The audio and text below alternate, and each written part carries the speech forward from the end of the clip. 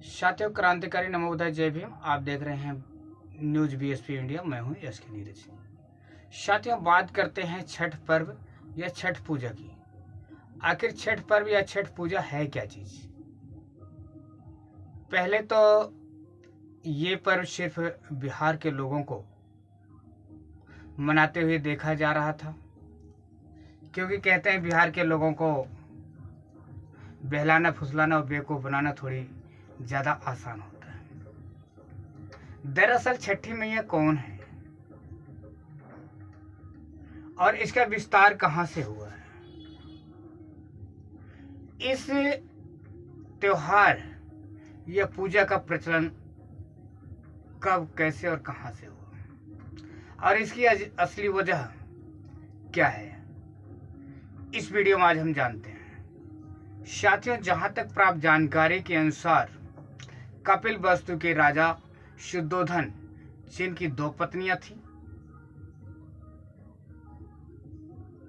एक प्रजापति गौतमी और दूसरी महामाया। महामाया के सुपुत्र, जिसे हम सिद्धार्थ कुमार के नाम से जानते हैं, जब सिद्धार्थ कुमार का जन्म महामाया को मायके जाते समय लुम्बिनी नामक वन में हुआ और छठे दिन, जिस दिन छठी थी सिद्धार्थ कुमार की, उस दिन उनका देहांत हो गया। मात्र 6 दिन अपने बच्चे की परवरिश करने वाली महामाया को छठी मैया के नाम से जाना जाने लगा, लेकिन उनकी पूजा नहीं होती थी।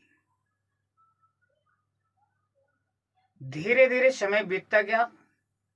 देश में आडंबर को फैलाने वालों ने, जो मनुवादी सोच के लोग थे, पाखंडी थे, ढोंगी थे, इन्होंने इसको जोड़ दिया एक मनगढ़ंत कहानी महाभारत से। महाभारत में एक पात्र होती है जिसको कुंती के नाम से जाना जाता है। कुंती की शादी होने से पहले सूरज नाम के व्यक्ति से अवैध संबंध होता है। अवैध संबंध के चलते कर्ण नाम के बेटे को जन्म देती है। पैदा होने के बाद उसका नाम कर्ण पड़ता है। लेकिन मनवादियों ने अपनी इज्जत को बचाने के लिए सूरज नाम के व्यक्ति को सूरज देवता का रूप दिया कि सूरज भगवान थे।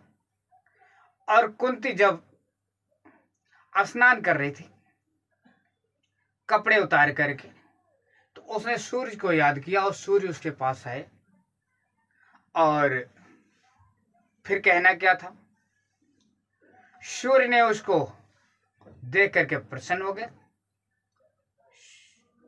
सूर्य को अच्छी लगी कुंती और फिर उनसे रहा नहीं गया। उन्होंने शारीरिक संबंध बनाने का प्रस्ताव रखा, जिसे कुंती को बताया गया कि उसने ठुकरा दिया। और ठुकराने के बाद ये भी बताया गया कि संबंध उन्होंने उसके शारीरिक संबंध से थोड़ी सी हट करके उसके कान में संबंध बनाया, जिससे वो कान से गर्भ रह गई और उसे कर्ण नाम का बेटा पैदा हुआ। लेकिन साथियों, एक गलत है कि कान से कभी किसी को बच्चा नहीं पैदा हो सकता। सत्यता तो ये है कि गांव का ही एक मिलता जुलता कुछ बदमाश टाइप का सूरज नाम का व्यक्ति था, जो कि अय्याश टाइप का था, बड़े घर का था, जिसने कुंती से संपर्क बनाया और शादी से पहले उसे बच्चा ठहर गया। उसने बच्चे का जन्म दिया, जिसका नाम कर्ण रखा। और इसको मनुवादियों ने प्रचलन के रूप में ये कह दिया कि जिस प्रकार से कुंती कुंवारी थी और सूर्य को उसने नहाते समय याद किया, अर्घ दिया, सूर्य आया और उसके साथ में संपर्क बनाया और उसे बच्चा पैदा हुआ, वह भी कान से। अगर कुंवारी लड़कियां ऐसे ही नहाते समय पानी में बिल्कुल बारीक सी साड़ी पहन करके, बिना ब्लाउज और पेटीकोट के, अगर वह सूर्य को याद करेंगी, अर्घ देंगी, तो उन्हें बच्चा पैदा हो जाएगा। तो आज भी ये बिहार में देखा जाता है। अब तो जब से राजनीतिकरण हुआ, इसको राजनीतिक मंच ने रूप ले लिया कि अब राजनीतिक पार्टियां अपने अपने मंच लगाती हैं, विस्तार करने के लिए वहां पे अपनी सेवा देती हैं, उन्हें सामान मुहैया कराती हैं और बदले में माला पहन करके जो है नेता लोग वापस आते हैं। तो ये दिखाते कि हमने ये व्यवस्था दिया और इतना बड़ा प्रोग्राम हुआ। तो साथियों, बड़े शर्म की बात है कि जो शादीशुदा औरतें जिन्हें बच्चा पैदा नहीं होता था, ये प्रचलन उनमें डाला गया था, लेकिन आज तो कितनी कवारी लड़कियां भी इस व्रत को रखती हैं, इस त्योहार को रखती हैं। तो मैं जानना चाहता हूं, क्या वह भी शादी से पहले बच्चा चाहती हैं? अगर ऐसी परंपरा मानने को आप लोग तैयार हैं तो मैं समझता हूं सबसे शर्म की बात है, क्योंकि कोई लड़की शादी से पहले बच्चा पैदा नहीं करना चाहती और न ही किसी के गार्जियन ऐसा चाहते हैं कि हमारी बहन बेटी शादी से पहले बच्चा पैदा करे। अगर नहीं चाहते तो कवारी लड़कियों को ये त्योहार बिल्कुल नहीं मनाना चाहिए। और रही बात कि जब आप बारीक कपड़े पहनेंगे, पतले कपड़े पहनेंगे और उस पानी में घुसेंगे और पानी में भीगने के बाद शरीर से चिपकेगा तो आपका अंग अंग दिखेगा, उससे सूर्य को वहां पर आने में आसान होगा और सूर्य के रूप में जो वहां पर मौजूद भीड़ में लोग रहते हैं, जिनकी नीयत बदनीयत में बदल जाती है, उस चीज को वो देखते हैं। अश्लीलता को परोसा जाता है, आपके खून पसीने की गाढ़ी कमाई को त्योहार के नाम पर खर्च कराया जाता है और आपके बच्चे को पढ़ने से रोका जाता है। आपका बच्चा अशिक्षित रह जाता है, कम पढ़ लिख पाता, जिससे बेरोजगार हो जाता है और घर में गरीबी बढ़ती है। त्योहार के नाम पर आपको 365 दिन कहीं मैया के नाम पे, कहीं किसी देवी देवता के नाम पे, कभी भगवान के नाम पे, किसी ना किसी प्रकार से आपके जेब की गाढ़ी कमाई को खर्च कराया जाता है। क्यों? क्योंकि अगर गरीब का बच्चा पढ़ लिख लेगा, कोई अधिकारी कर्मचारी बन जाएगा तो अपने भविष्य को संवार लेगा, अपने घर की हालत को संभाल लेगा, और जब उसके घर की हालत संभल जाएगी तो वह किसी की बेगारी नहीं करेगा। सिर्फ और सिर्फ तुम्हें मजदूर बनाने के लिए, और मजदूर नहीं मजबूर बनाने के लिए ऐसे त्योहार को रखे जाते हैं।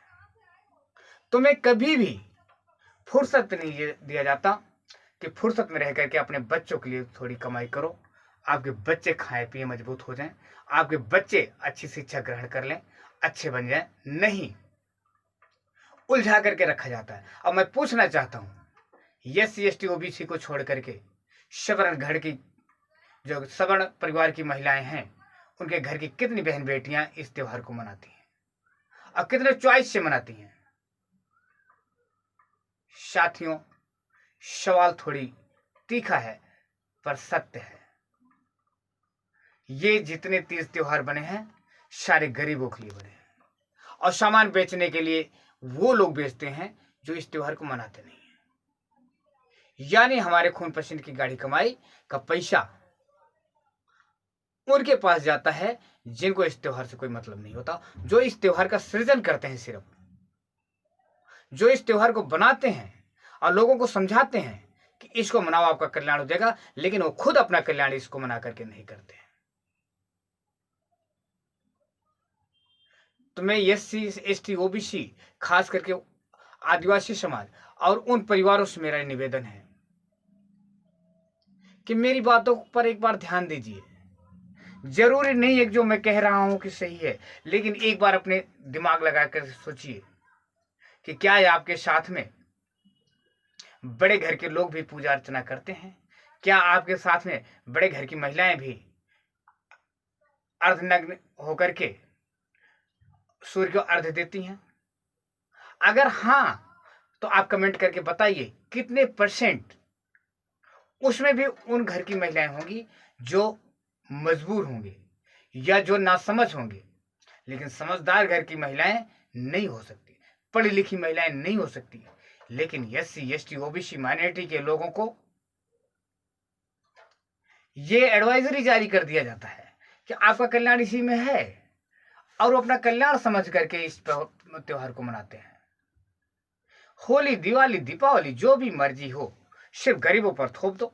करवा चौथ से लेकर के तीज त्योहार तक जीवतिया शिवतिया सारे जो है कि थोप दो। और वो कभी कपड़े, नए कपड़े के नाम पे, कभी नए सामान के नाम पे, कभी फल के नाम पे, कभी जल के नाम पे, सिर्फ अपनी गाढ़ी कमाई को पानी की तरह बहाने में चूकते नहीं है। लेकिन जब बच्चों की उच्च शिक्षा की बात आएगी, बच्चों के किसी रोजगार के लिए फॉर्म भरने की बात आएगी कि वहाँ इतने पैसे लगेंगे, तो उसके लिए पैसा नहीं है, लेकिन पूजा अर्चना के लिए पैसे जरूर निकाल लेंगे। तो साथियों, मेरा कहने का मतलब ये नहीं है कि आप पूजा अर्चना मत कीजिए। अगर आपको लगता है कि सच है, सत्य है और उससे आपका फायदा होता है तो जरूर मानिए। अगर ऐसा नहीं होता है तो सदियों से आपके बाप दादा करते चले आए हैं, तो आप मत कीजिए। क्योंकि आपके बाप दादा अनपढ़ थे, ना समझ थे, उन्हें जबरदस्ती थोपा गया था। लेकिन आज आप लोग पढ़ लिख करके ऐसी गलती ना करें। इस वीडियो को बनाने का मेरा एक ही मकसद है कि जो SC ST OBC खास करके बहुजन समाज के लोग हैं, जिनके घर में जिनकी कमाई की गाढ़ी कमाई बड़ी मुश्किल से आती है, जिनके बच्चे बड़ी मुश्किल से पढ़ लिख पाते हैं, जिनके घर में 2 जून की रोटी बड़ी मुश्किल से मिलती है, ऐसे लोग अपने पैसे की बर्बादी ना करें। साथियों, अगर आप ऐसे ही अपने पैसे को बर्बाद करेंगे, आपके बच्चे पढ़ लिख नहीं पाएंगे, तो आप सदियों तक गुलाम रहेंगे। आने वाला भविष्य आपका अंधकारमय होगा।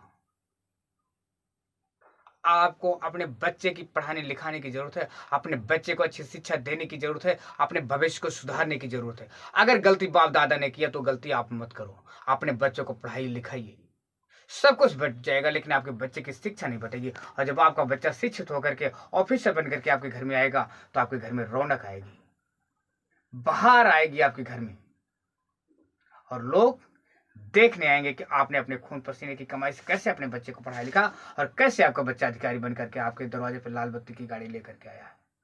लेकिन अगर आप तीज और त्योहारों में अपने पैसे की बर्बादी करेंगे, तो आपके बच्चे को पढ़ाने के लिए आपके पास पैसा नहीं होगा, और जब पैसा नहीं होगा, आपका बच्चा नहीं पढ़ पाएगा, तो सिर्फ गुलामी गुलामी और गुलामी के अलावा आपका बच्चा कुछ नहीं कर पाएगा। तो मेरा आप लोगों से निवेदन है कि आप लोग इस वीडियो को पहले देखें, फिर तीज त्योहार को मनाएं। अगर मेरी बात समझ में आए तो अपनी कमेंट बॉक्स में अपनी राय जरूर लिखें। सभी को क्रांतिकारी नमो बुद्धाय। जय भीम, जय भारत, जय संविधान।